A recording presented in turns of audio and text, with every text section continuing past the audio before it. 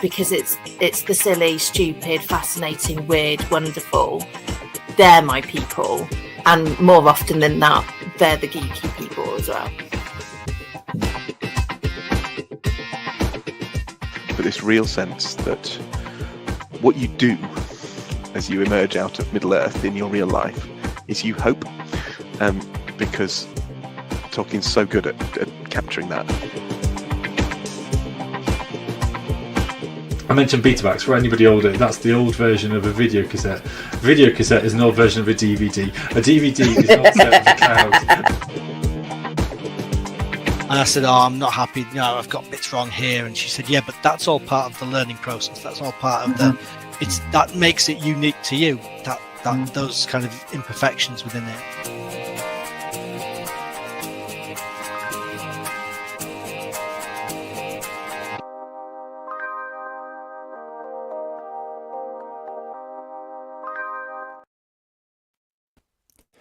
Welcome, folks, to the Airfix models of live streams and podcasts, where we snap out individual pieces, get creative with the super glue, and painstakingly put the things together.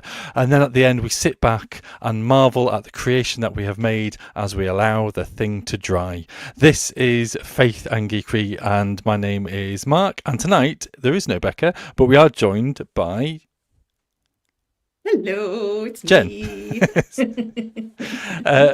Good evening, Jen. How are you doing? I am good, thank you. That was an amazing introduction. That was very impressive. I enjoyed that one a lot. Yeah, I just never know, because last week I went down the whole kind of bargain bin and made both you and Becca chuckle out loud, which I thought was quite hilarious. But this one I was like, yeah. But I feel like that just brings very specific core memories into my mind. It's brilliant. My only ponder is whether everyone knows what Airfix is nowadays. Maybe some of the youth wouldn't know. Yeah. I don't know. Though my youth do. Ed has sat many an hour over an Airfix. I've got to hold my hand up as well, that I spent one summer at Humbrol putting Airfix models together over a summer. Being paid for it. Yeah, not a lot. and completely truthful, if we didn't get a chance to pack the Spitfire models because they were put together by prisoners, because it was better workforce or cheaper workforce. You're giving away the secrets. That's amazing. Yeah, I mean, it's no longer there now, but basically it was just outside of Hull, and they had like a 1-to-1 ratio F-16 or something that's outside the factory, and it's like, wow, cool plane. But yeah, made one out summer of Airfix plastics. That's amazing. That's very so it was always cool driving past going, oh, where's the plane? There it is. That means one day I think it did burn down, and there's lots of noxious gases coming out of it because of all the varnishes and all that kind of stuff. You did not want to burn that stuff. Definitely not, especially after it had been painted. No. But yeah, it was a lovely summer, and an interesting summer, but it was during college days where I just cool. made some money. Not a lot, but made some money, so it was cool. A little bit. Very cool. Anyway, sorry, not just to drop that little bit in, but what geekiness have we been up to this week, folks? I think there's one person on the stream at the moment, but I'm sure we'll be gathered. Oh, I should also say welcome, podcast listeners. We are being joined by Jenny, who is currently wearing, is it Queen of Heart? No, what is that? Who character is? So it's Mickey I'll ears. give you a clue. Technically they're mini ears, and ears. I am gonna. Oh, pull it's you up it's Cogsworth. No. No. It's not. Okay. No. Okay. No. Go on then. Shall I just tell you? Are you Yeah. sure you don't want to carry on guessing? Because that's a lot of fun to me. Okay. It is the Tower of Terror. It's a ride. They're ride okay. specific. Yeah. And they're mini ears because they've got a bow in the middle. Yes. So not Mickey ears. Yeah. Sorry. The resolution. I just thought it was a clock face bit. It is a clock technically, but really I didn't realise it was a bow. I thought it was just crumpled. Yeah. Oh yeah. I see. No, it's a bow. Does that help? Yeah. I move like that. Yeah. It's actually the elevator. Because it's cool. American elevator numbers going up and down. Yeah. Thank you very much. They're one of my favourites. I have many. No.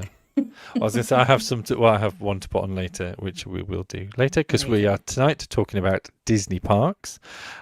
I've got to say, from the off, I've only been to one, and that's the Euro Disney, and I look forward to chatting later. But what geekiness have we been up to this week since we last met or other? I always put a little subheading now in my bit to say, just to remind myself. So I've put running death.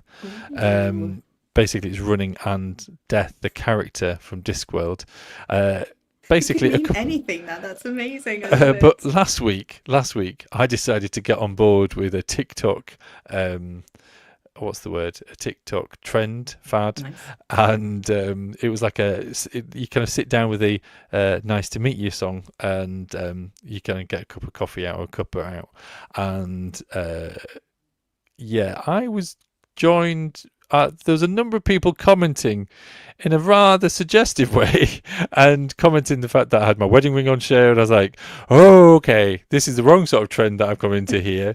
And then a number of people are going, no, it is just a normal trend, but there just seems to be a lot of people trying to chat you up. And I'm like going, okay, I'm going to delete this now. I'm going to delete this because it's made me feel really uncomfortable. See, that's the problem with trends. You can sort of stumble into something having no idea whatsoever what it is that it's about, and you find yourself in the middle of TikTok. Yeah, but it was quite nice though, because then I had lots of other people going, no, it is just a general trend. It's not kind of dating. It is just nice to meet you. Okay. So you shouldn't have had to worry about that, but you did get inundated. I mean, that's I was the just internet for you, isn't it? Well, exactly. So on the weekend, I decided to redo the trend, but dressed as death. Which I took a lot more joy out of. The only downside is when you hashtag something with death, I think the algorithms don't like it. Yeah, you have to star, don't you? Well, I think I did. I think I did. Oh, is that what it is? Well, basically, I did Discworld death rather than anything else. But that is no, that's good. That's good. But that brought me. Know? Well, this is it. So it brought me much joy to actually do a trend, but in that kind of cosplay. Yeah, absolutely. So that's the death bit. Running, I just love running. And today I went on my normal route for running, and unfortunately there's like site traffic and they're changing everything, and otherwise so I couldn't go my normal way. And I thought, you know what, I'm just going to turn right, and I just went in a different direction, which unfortunately is also going to get blocked because that's what they're altering. There's like a level crossing that they're going to get rid of. So this was a one day only option, and I turned right and I just kept on running, and I managed to run 9 kilometers. Whoa, that's impressive. So that's the longest distance I've ran so far. I'm building up to a triathlon. It's like a team triathlon. It's a team triathlon in June where friends are going to swim 10 kilometers, cycle 10 kilometers, and I'm going to run 10 kilometers. Wow. But today I just need to run, and I ran and I ran and I ran, and I managed to run the 9K, and I was like, awesome. Turns out it's more of a mind thing rather than a body 100%, thing. 100%, yes. Which just surprised me somewhat. But anyway, that's me. Folks, please be in touch what geekiness you've been up to. And Jen, what have you been geeking up over? This week I have mainly been geeking over my jigsaw, which is cool. I don't know what was I geeking over my jigsaw last week? Because it's really hard. It's a really hard jigsaw, which is deeply frustrating and satisfying in equal measure. And that moment where you're like, oh, it's coming up to bedtime, I should probably, gonna work up to winding down and settling into bed. No, 11:30, just one more piece, and I am obsessed. And I don't know whether the obsession will carry me through to actually completing the jigsaw, because that's not necessarily my wheelhouse, but I'm hoping it will. I'm hoping that I'll manage to actually finish it, and then if I do, it's so big I'm going to frame it. And I always said I wasn't going to be one of those people, but now I am, because it's a labour of love and it's amazing. How do you frame it? As in, do you have to glue it together? How do you do the whole? Such a good question, Mark. I had no idea, so I googled it. This is another part of how obsessed with this jigsaw I am. Spent a couple of hours trying to figure it out. So I've got a frame big enough. It won't fit on screen. It's so big. And yes, you get special puzzle glue. Ah, right. Apparently, and if somebody knows whether that's not just PVA, let me know, because I think it like dries hard and clear, but then Isn't that what PVA does? I don't know. Yeah. Anyway, that's what I'm going to use. I'm going to use the puzzle glue. Oh, cool. Well, I know. I hope you all the best with that. And it I shall comes send you a together. picture. Jolly good. And folks, if you want to share in your creativity and your geekiness, I was about to geekiness, Yeah, then join our Discord, share kind of photos on there, and then we will bring them up on our Geeky Gallery towards the end of the stream. And for podcast listeners, we will attempt to audio describe. I did accidentally drop it, but Ben was loving this. The comments, don't know if that's about the running or otherwise. But folks, please be in touch about what geekiness you've been up to. And if there isn't any more to comment about that, we will move on to the geeky news. But I'll leave you a couple more moments to type away and then kind of move on. And I'm not going to allow it just to drop to awkward silence, because that's not what we're about. It's not a great podcast. It is no great podcast, is it? Just twiddle our thumbs or eat an apple. Could sing a song. I don't think copyright will allow that. Make up our own. After you. That I'm happy with, but shall we move on to the geeky news? This is the Faith and Geekery news, broadcast to your home and around the world. So today we haven't got as much news, but I thought I'd mention the fact we always seem to have kind of a lot of obituaries, and unfortunately, people die, people live. You can take that nugget away with you.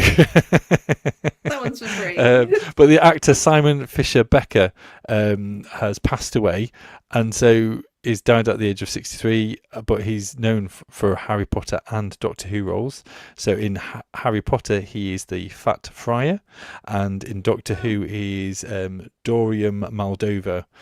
So for me, as soon as I'd heard that he'd passed away, he was the one where Matt Smith's Who, where he's like in the headless, he's been beheaded, but he's still alive in a box, going, Doctor Who, the oldest question in the universe, Doctor Who. Who? Good Wi-Fi though, the box, hasn't it? So yes, it has, indeed. So that's sad. But then what else is there? There is, as we've mentioned, the Brits and the Oscars and otherwise, and the BAFTAs. We should mention the BAFTA Games Awards, and Hellblade 2 leads the way at those. And then there are also most nominated other games arranged by number of categories. Senu's, is it Sajak?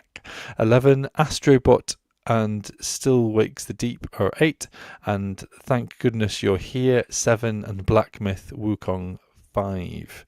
So that's how many kind of they've been proposed for. I've got to say I've seen some of these. Tim has just commented as well. Death needs things to die. Tim on a Tuesday night. Yes. That Tim, it's been a rough day. True. Blimey. Yes, thank you for that. I just thought it was quite interesting regarding the BAFTA Games. I've seen, Thank Goodness You're Here is do I say bawdy? Do I say it's dodgy? A dodgy game, but I think it's like made in Bradford or Rotherham or somewhere, and no, I think it's Rotherham, and it is quite like a unique game, but a suggestive game, and it's a bit weird, but it's a What makes it dodgy? The content. Everything about it. Very explicit. Yeah, it's a weird game, but maybe that says more about my algorithm. No. Yes, so it's just an interesting one, but I follow a lot of the game stuff you see. Astrobot's interesting because I think Astrobot is a lot like Sackboy, but it's just on the next platform of the PlayStation. Okay. And so Astrobot, there used to be kind of mini games inside Sackboy. And basically Astrobot is the long version of the mini games that were in Sackboy. And so a lot of people revel about how fantastic Astrobot is, but I'm there going, but it's just a reworked version of something else. But that being said, aren't a lot of computer games.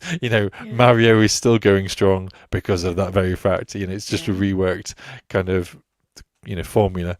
And it still seems to be a fantastic game. So maybe I'm just jealous of PlayStation 5 users.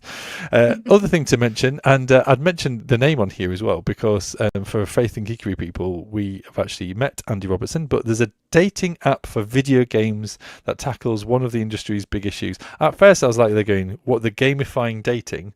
But it's actually the other way around. They're making a dating app to sort of say, why don't you see what game you're matched with, because there are so many games out there now that because it's a big industry that you can, you might never ever play all the games because there's just thousands, millions of them, and therefore Andy Roberts, as part of Ludcene or Ludacen, is kind of heading up an app to kind of pair you with a relevant game, which may be a bit of his is it family gaming stuff that he does. Gotcha. Yeah. So it might just be an extension of that.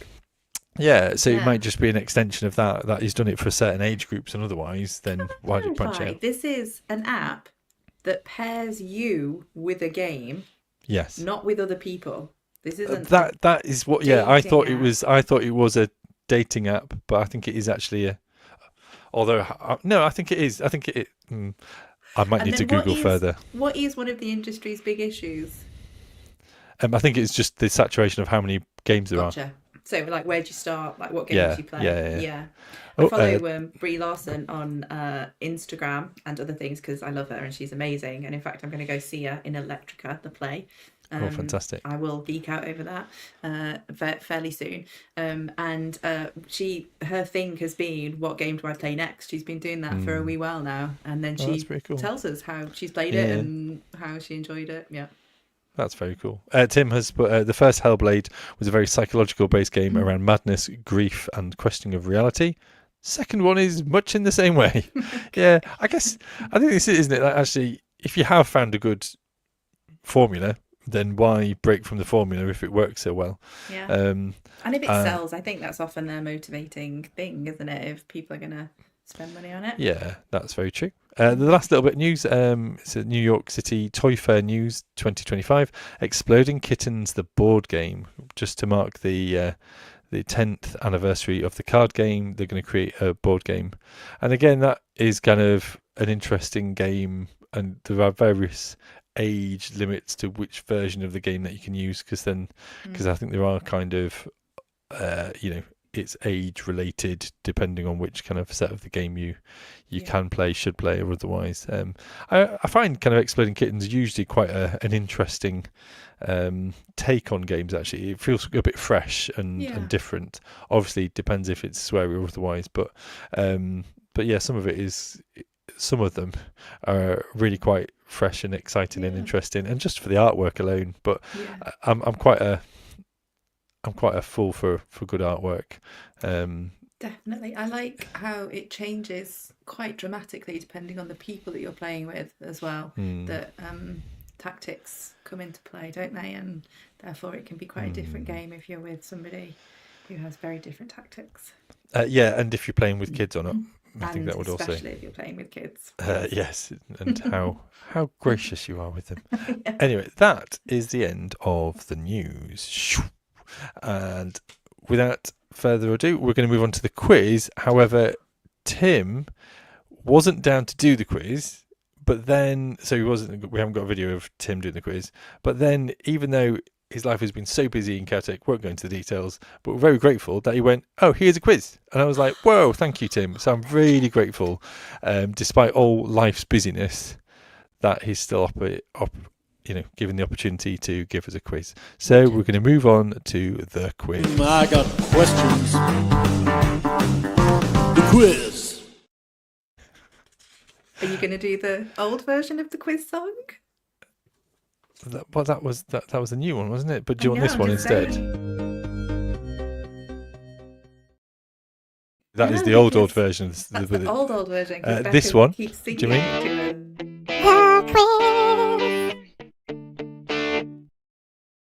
That one. I do mean that version. Oh no, it was the other one as well. There's this one. The quiz. I know that is just anyway. That is the I think that is my. Let's favourite, remain to be fair. professional here, shall we? Okay. So I will say that I printed these off without looking at the questions nor the answers, and I kind of folded the answers without looking at them, so I don't know.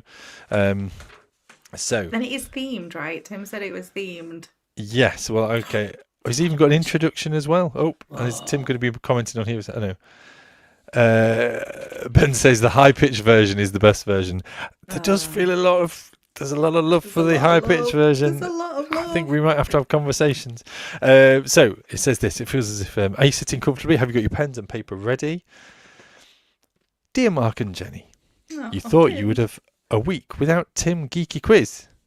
Without a Tim Geeky Quiz. Ha ha ha ha. Even when computers are packed away from the move, I don't know if you mentioned that, Tim, or not. Yeah, he's moved house. You'll always get a quiz from me. Usual rules apply, folks. 5 questions, 5 answers. We'll read out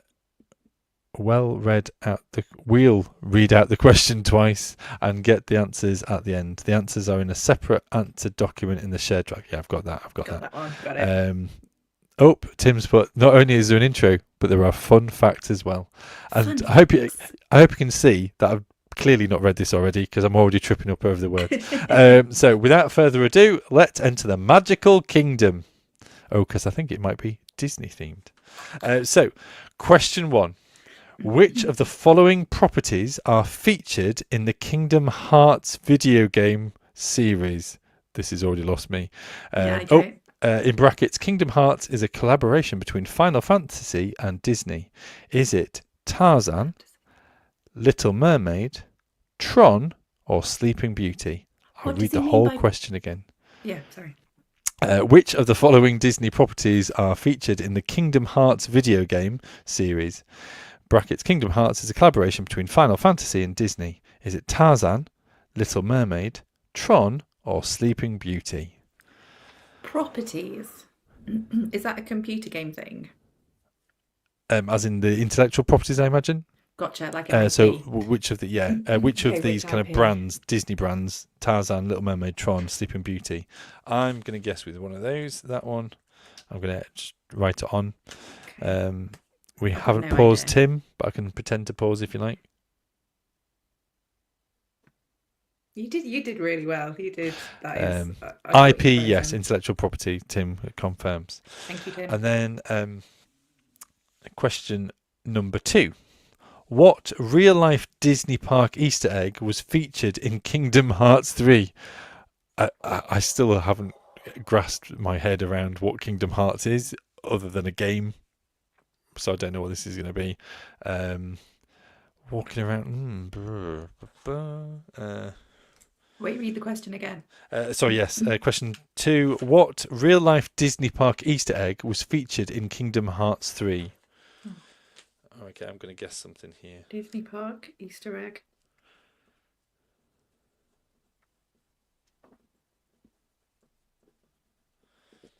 Oh, no, have I got it right, though? Oh, I mean, it's Tim's questions. I'm clearly not going to get it right. Question number 3. What was special about the Oscar Walt Disney Recover? What was special about the Oscar Walt Disney Recover for Snow White in 1938? Ben's put Cadbury's mini Easter eggs, by any chance?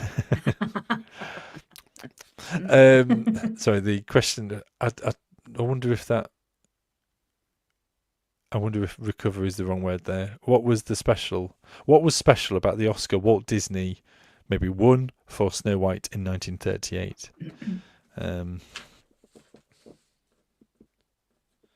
Received. Pesky also correct. Well done. Thank you, Tim. What did Walt Disney receive for Snow White? I think I know that one. I'm pretty sure I know that one. And that's an amazing question, and I'm really happy with it. If I know the answer. If I don't, I'm not happy. I'm pretty sure I do. Yeah. Question number 4. The Lion King is a retelling of what famous stage production? Oh, yeah. Oh, The Lion King is a retelling of... Oh, okay, because I didn't know if it was a whole intellectual property of the Indian-based thing, but no. What? Don't matter. Read it again. I don't know. The Lion King is a retelling of what famous stage production? I think there was some big question that was it an Indian or Chinese kind of film that seemed to have ripped off, and that's where the route I went down. But I have changed because it is the whole famous stage production. Therefore, I've gone down a different direction. Okay. And Spoilers. Question 5: what is the slogan for Disneyland? Question 5. Now then, can I say what is the slogan for Disneyland? Disneyland, not Disney World? Different slogans. Ben's put these questions need some multiple choices. I agree because I'm going to do badly. What is the slogan for? Tim's quizzes are amazing and hard.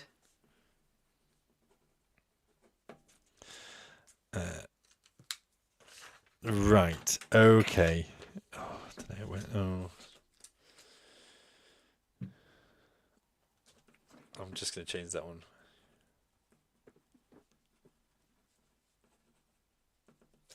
I have no idea. So, are we ready for the answers? Yes. I'm going to bring in my little bit of paper. And I'm going to try and read these one at a time rather than going, and I'm going to do it this way like this and just reveal it down the paper. And now the answers! Exclamation mark. Oh, why? Question 1. Trick question. All the properties are features across the Kingdom Hearts series of games. So you can go off get it right then. You can go off somebody really quickly there, Tim. Yeah, do we all get... Yeah, does that mean that whatever you put, you get the question right? I think so. Well, I'm saying yes, definitely. I'm happy to agree with you. Question number 2. Hidden/secret Mickeys are featured in Kingdom Hearts 3. I made it too complicated. I was thinking hidden Mickeys, but then I put the walking bin from Epcot because, that's cool. But yeah, that makes sense. I'm going to play this game now, Tim. This sounds Tim amazing. has put everyone gets a correct question. Nice, that's good. Tim. Thank you, Tim. Aww. That is appreciated. I'd actually written that Cinderella's bedroom was in the castle. Okay. I didn't know. I don't know if that's an Easter egg or not, or what. Do you mean the suite that's hidden in the castle that you only can stay there if you're very, very rich? Yeah. That was my. That would have been a good one. But no, it's just hidden Mickeys. I thought, okay. Question 3, the Oscar was the typical statuette with 7 smaller statuettes on a descending staircase attached to the main one. This was because, being the first animated movie ever, there was no category, and it was felt to be too much of an advantage over the other Best Picture nominees. It was presented by Shirley Temple, saying a significant screen innovation which has charmed millions and pioneered a great entertainment field for the motion picture cartoon. I didn't realise he meant the actual trophy.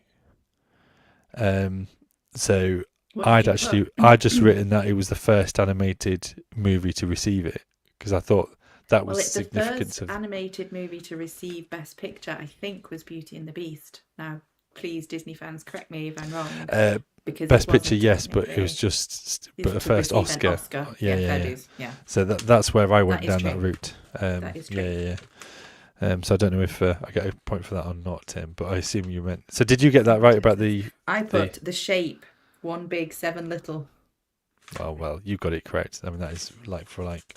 That is really cute as well. There's a picture of it in Disney that you can see. Question 4. It is a retelling of Hamlet. Yay! In a similar pattern, The Lion King 2, Simba Pride was based on... I mean, this is a spoiler, if you've not seen it, Romeo and Juliet. So, I get one question. I've suddenly realised I've not actually been writing my answers down. None. So, I've got 2 so far. And, question number 5. What did you write, Jen? I put the happiest place on earth. Is the official slogan. Fun fact, the original park in California is the only one to have been designed and constructed under the direct supervision of Walt Disney. Well, technically, that is absolutely true. Walt's vision and dream was for Florida. That was, and I will talk about this at great length. But he died before he was able to see that through. And his brother, Roy Disney, came out of retirement in order to pick up the baton and carry on and make sure it was done. He died then just a couple of years later. I think it was at the park. Not in the Tower of Terror. Ah! That'd be disastrous. I don't think Disney ever let you know when that happens. I got 4 out of 5, Tim, and that's never happened to me before. And I think I'm the happiest I've ever been. I got 2 out of 5. So that is a high for me as well, I think, for Tim's lineup of questions. Folks, please do tell us how you did in the comments. If you've beaten Jen or beaten me. I'd be very impressed. Or otherwise, please be in touch. So that is the end. 1 second. That is the end of the quiz. I think I'm going to ramp that one up a little bit further up the charts there to go up to that bit. And so that is the end of the quiz, and so now we move on to the geekiness interest. And tonight we've already alluded to it already. I'm going to now put my little ear things on. Mickey I see ears that you're in Fantasia. front of ear wearer. I don't know. I've got no hair, so it doesn't really matter anymore, does it? I don't know. Ben's kind of said it sounds a bit like Lemmings. Yeah. Oh no. Yeah, that's true. It does. Or Smurfs. Yes. Behind it, no, it's poking my ears out now. Sorry, podcast listeners, I'm adjusting my Mickey ears. It's a Fantasia little hat as well on the top. So Sorcerer Mickey. Sorry, don't get Disney wrong. So we come over to the topic. Where do you want to start, Jen? Well, I was having to think about this because I often do have a think about this, and I was thinking about the reason why I am quite as obsessed with Disney parks as I am, and I was trying to put my finger on it. I don't know whether that would be a useful place to start, because I was thinking about the design of certain rides, and then on Disney Plus you can see behind the scenes of how they design rides, and it struck me afresh that the thing I really love about Disney parks is this meeting of technology, engineering, creativity, storytelling, narrative, and this absolute sense of there being some sort of joy and love that is accessible to everybody. And one of my absolute favourite things to do is to experience a Disney park with somebody who goes along a bit skeptical and a little bit like, well, isn't it for kids, and comes away wearing their Mickey ears and full of joy, having cried at the fireworks. And that's I managed to put my finger on a bit of what it is that I absolutely love about it. Very good, very good. I was going to say I experienced this. Gosh, it must be a long time ago now, maybe 16, 17 years ago, going to Euro Disney, and went with Becky and her family because she was still able to talk her dad around to kind of going, oh, can we do one last trip to Disney before we're all grown-ups? And so we did, but it was funny because she was so excited that she got a tummy ache because she was so moved by kind of going to it. That is a really common experience for people, because you enter this childlike state that is just wonderful. And I'm not sure where else in life I experienced that level of just absolute pure joy. It's interesting that Walt's vision for Disneyland, he was sat there with his girls. He was a family man. There's a lot of history over Walt Disney, and for those history nerds, it's a lot of fun to delve into it. Yeah, there's some mixed stuff in there too, but this part I really like because he was sat there with his girls, and they were at a fun fair, and the fun fair had a lot of stuff that he wasn't happy with in the way that it was being run, the fact that there was so much alcohol, the fact that it was just a bit grimy. It wasn't really a family place. And also all he could do was watch them as they had fun. And what he then got this idea for was a place that was clean, that was accessible, that was family orientated, but not just for kids. It was where families could be together and spend time together and enjoy things together as a family. And that was really its basis, and I love that. And I get that from the off, really, because growing up in East Yorkshire, the local fair for us was Hull Fair, which I believe is the oldest fair, and it used to be kind of in like Europe or otherwise, dating back. I think it used to be kind of a slightly different fair, but it's something like it goes back to the 13th century. In regards to I mean, it really is seriously old, and it's a number of kind of fairgrounds that come, like fairground companies that come together and create like, so it is a big deal. So Hull Fair has always been something in the back of my mind, but as you said about drinking and unclean and otherwise, kind of going to Disney, they're going to go in really, and then going through Paris first, which Paris is a very romantic city, but it stinks. It's got its own particular flavour. and so kind of going to kind of Disney for the first time, I was like, ooh, what's this going to be like? But I think you have nailed it on the head there about that kind of family experience, that cleanness, and I think it's that immersiveness and the quality of it comes through. Is that so much care to detail and the quality of such stuff, and as you're walking through, just to be able to see the castle. I do like, is it Eddie Izzard that talks about kind of Disney kind of going, we've got to make what do you mean they've got real castles? We've got to make the castle bigger, the Disney castle bigger, because they've actually got real ones here. Quick, make it, and but there is that feel of just the way that you can kind of walk down. Is it the promenade? I don't know what they call it, but Street USA, Main Street, is what they call it, which was actually designed around Walt's own hometown, so it's got that kind of like American idealized version of what Main Street would have looked like at the turn of the century. So they've got like horse-drawn carriages, and they've got vehicles that go up and down. In the Disneyland part, which is in California, the original one, they've got like a fire station, and there's actually an apartment above the fire station, which was Walt's apartment. So whenever he was at work, that is where was like a blind half open or something, as in a homage to it. That was in recognition of they did a couple of things when he passed away, but exactly. The light is on. The light is always on in Walt's apartment. And when he actually passed away, they lowered the flag, and it was because it's a big deal, isn't it? Like Walt Disney, the founder of this company. Yeah, absolutely. So I do think that family element is amazing, but then there is something incredibly fascinating to me about what he was a cartoon animator. That's where he started, and he was a student. It was a student, Walt Disney Studios, and he had this imagination around films, and he wanted to create an experience around films that had just not been done before. So he wanted, when Fantasia first came out, what he wanted was for people to experience. You're singing it in your head. Very catchy, right? Yeah. He wanted people to hear the sound of the film from different directions.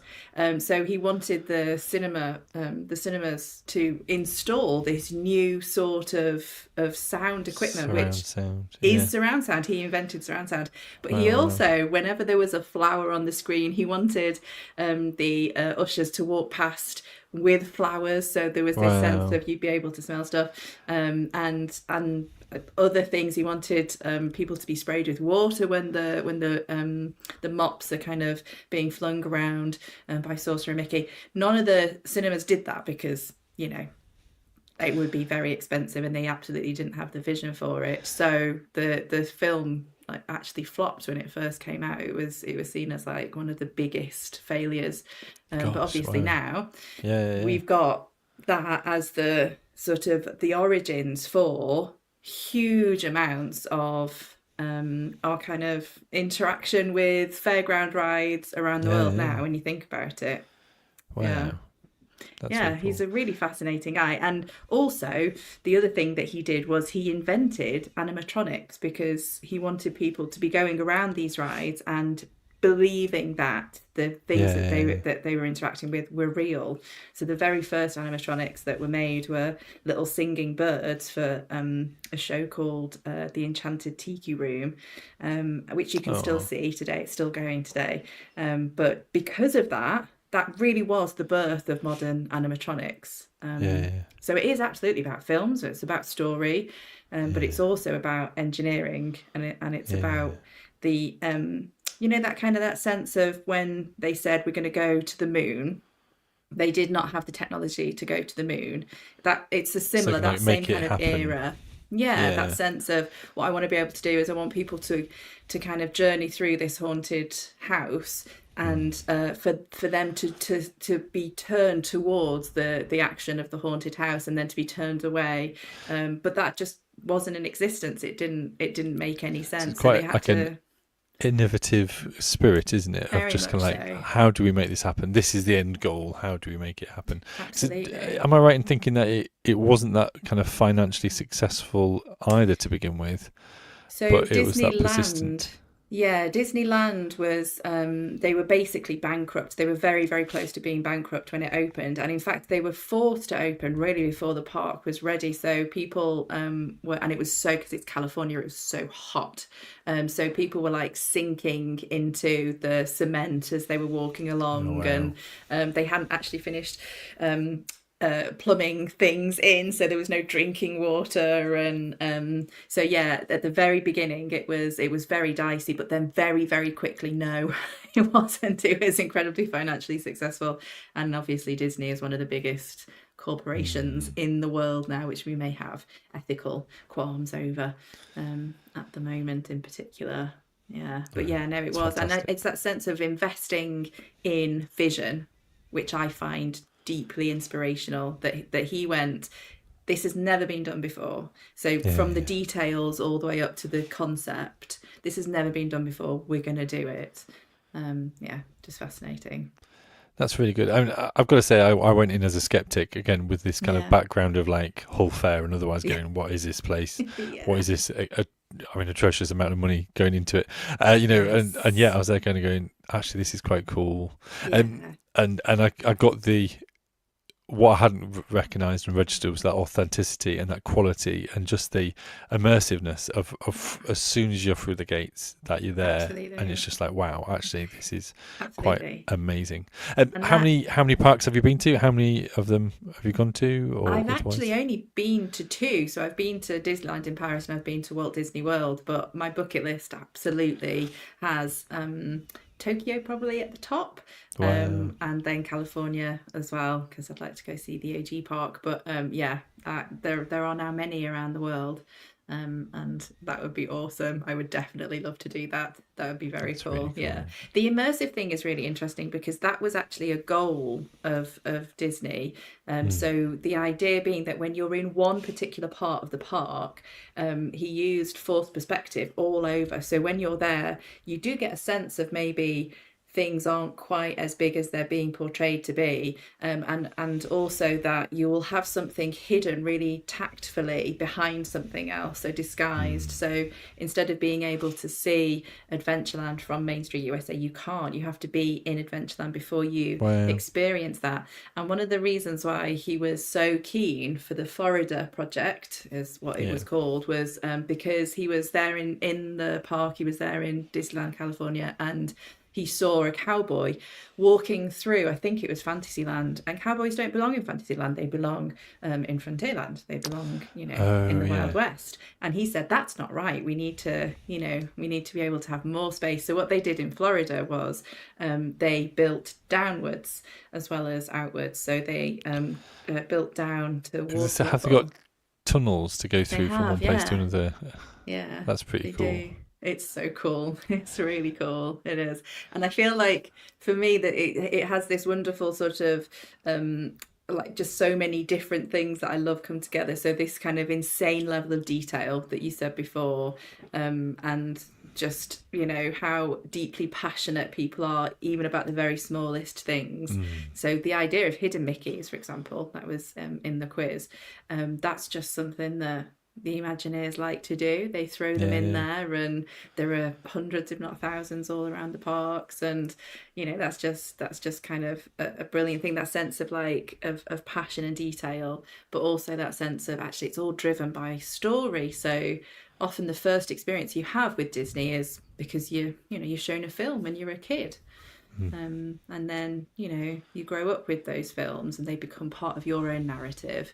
So to see that narrative writ large, and all Disney films, when you think about it, are about grief, really. They're about loss Yeah. in one form or another, and they're about overcoming personal things. You know, they're about resilience of spirit, and yeah.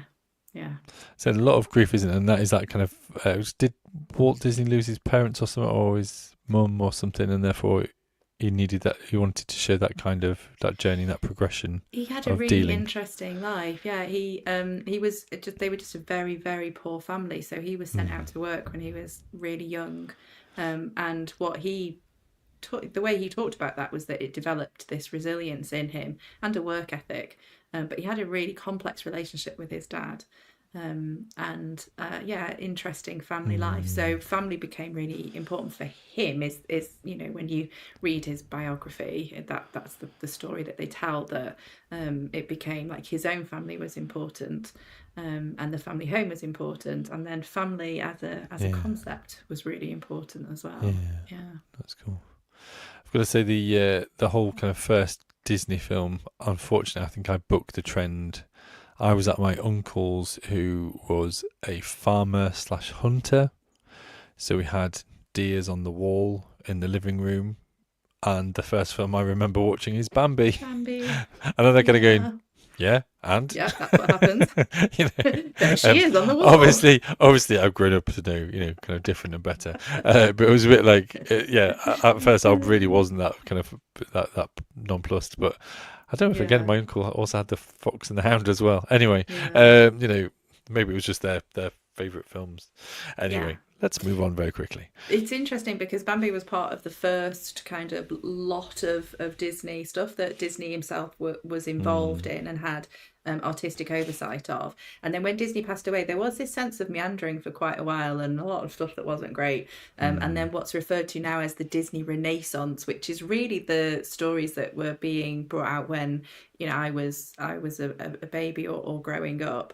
And when you think now of like the Disney adult, the typical Disney adult, which I'm very proud to say I am, I have no shame around that.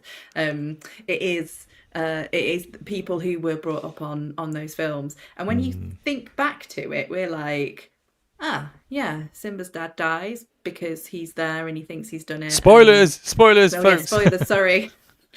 Deeply I think it's old enough.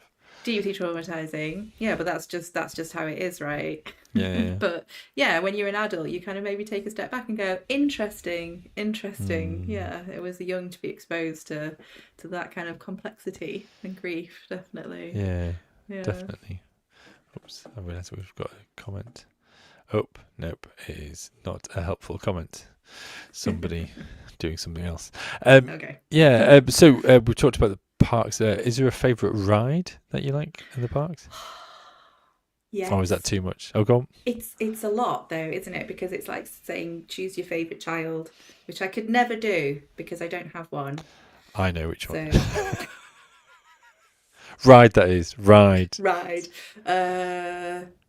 But I think absolutely forced to say it's going to be Big Thunder Mountain, because that is the ride when I was growing up that everybody went on. So we went to Disneyland Paris with all of my extended family, as well as my mum and dad and brother.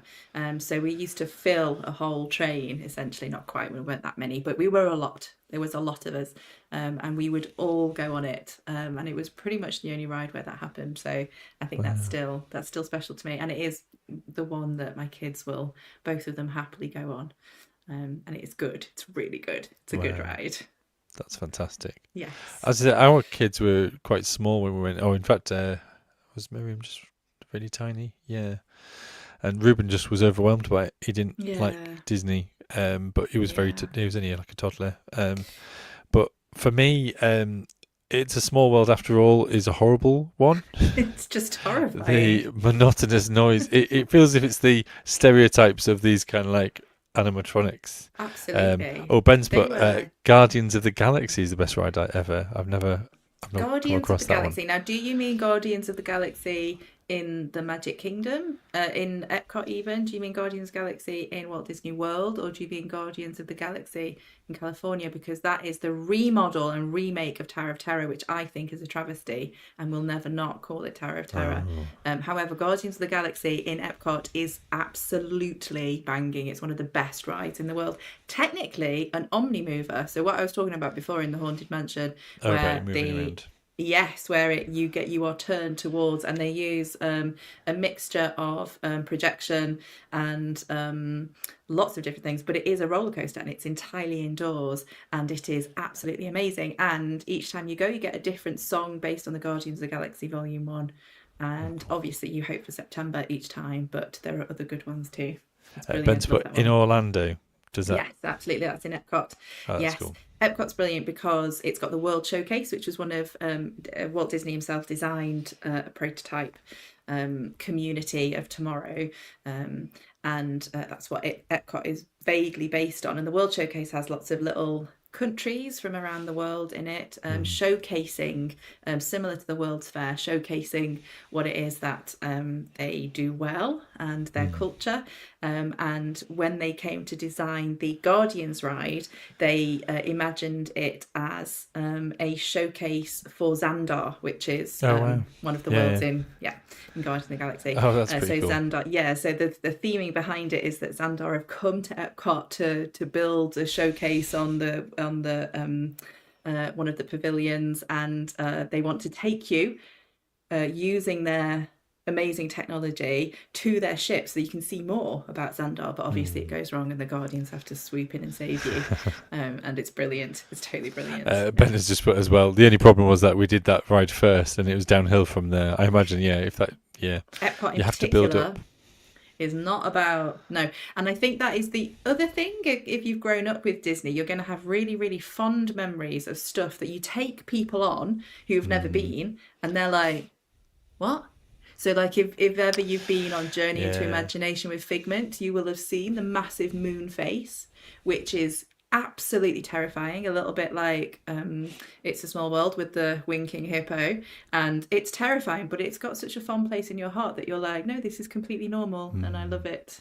And, but I guess it's absolutely. that whole kind of point of where memories are made and family association, and therefore it all comes together, doesn't it? Whereas absolutely. For people coming as maybe adults, you're going, you're sorry, like, what is this? Why would you even enjoy that? Yeah, I'm going to say when I went, I was with my brother-in-law as well, and he was like, I'm doing Disney once. Yes. Because the world is too big and I don't care for Disney if it's going to take up too much of my life. Yes, so quite an interesting take. But I got that. But basically we went on Hyperspace Mountain. Yes. And we'd managed to get in very early because we were staying over in the park, but nobody else was there. And so we kind of went and did the ride, and then the person kind of went, if you want to go again, just go back in now. And they led us through this little kind of tiny corridor. That's and literally brilliant. It was a 12-second kind of, we're literally walking from one side of the thing back around to the other side. And then we're like, yeah, let's do it. Let's sit at the front. And it was cool. And it was just really nice to have that kind of nobody else was there just to be able to Disney, enjoy it. They called those moments pixie dust moments. They're not moments that you can generate, and they're not moments that you can ask for, but they're moments that cast members, they're the people who work for Disney, they're called cast members. Again, leaning into that idea of it being a show, being a story that's being told, and you're part of the story. So pixie dust being what Tinkerbell sprinkles over Peter and Wendy and the boys to fly off to Neverland.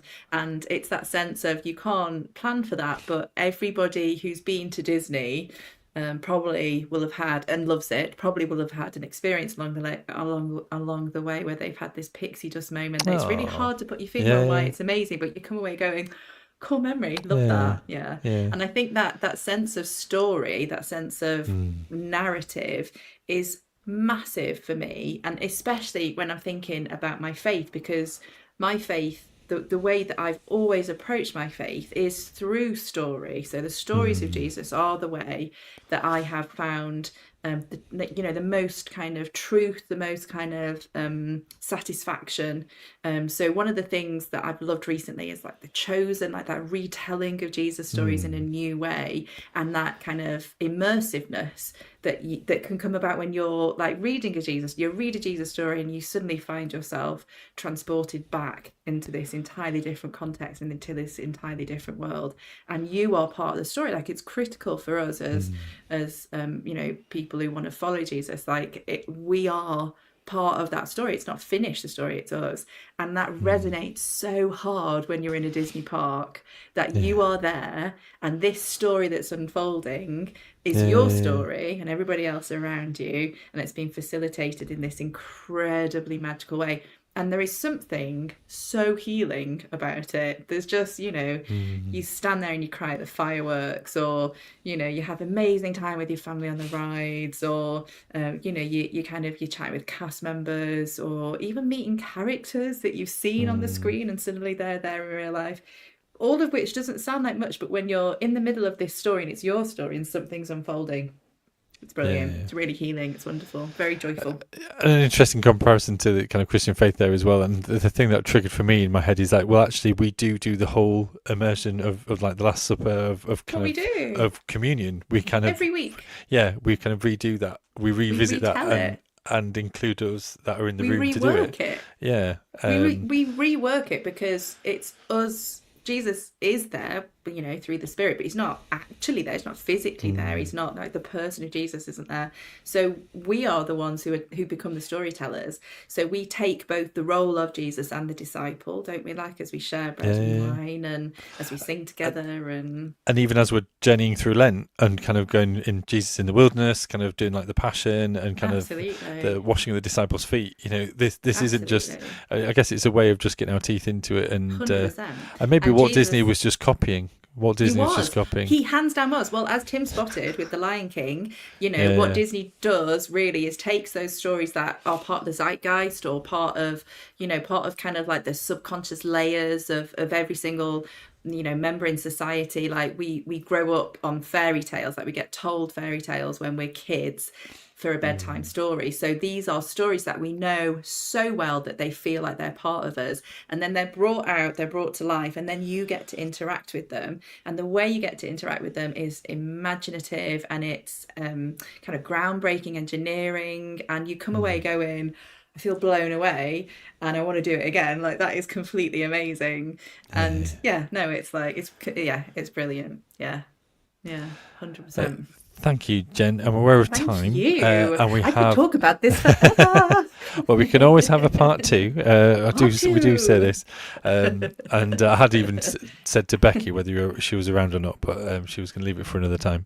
But we are going to just come on to Geeky Gallery, and there's only 2 slides this evening, and they're all from the same person.